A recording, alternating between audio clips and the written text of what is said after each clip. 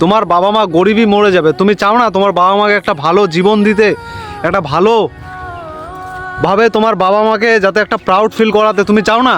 অবশ্যই তুমি চাও। দেখো বন্ধু, আজকে তুমি যদি এরকম করে থাকো তাহলে কিন্তু হবে না। দেখো ঠিক আছে, আমি বলছি হবে না। কেন বলো তো? কারণ দেখো, তুমি বাকি মানুষের মতো ওই স্টেপ নিতে ভয় পাচ্ছ, বাকি মানুষের মতো পরিশ্রম করতে ভয় পাচ্ছ। তোমার জীবনে কিচ্ছু হবে না ভাই, কিচ্ছু হবে না, কিচ্ছু করতে পারবে না তুমি তোমার লাইফে।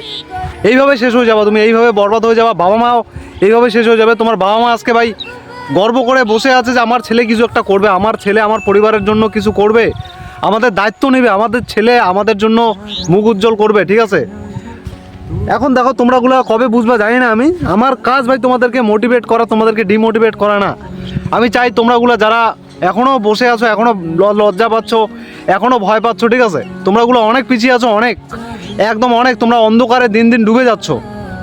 এই অন্ধকার থেকে যতদিন না বাইরে বেরিয়ে আসবে ততদিন জীবনে কিচ্ছু করতে পারবে না। তোমার বাবা মা ভাই গরিবই মরে যাবে, ঠিক আছে? তোমার বাবা মাকে তুমি একটা ভালো রাস্তায় জীবনে কোনোদিন নিয়ে যেতে পারবে না, আর প্রাউড ফিলও কোনোদিন করাতে পারবে না, এটা বলতে চাই। কন্টিনিউ চেষ্টা করো। দেখা হচ্ছে পরের ব্লগে, ফারু ব্লগে। ধন্যবাদ।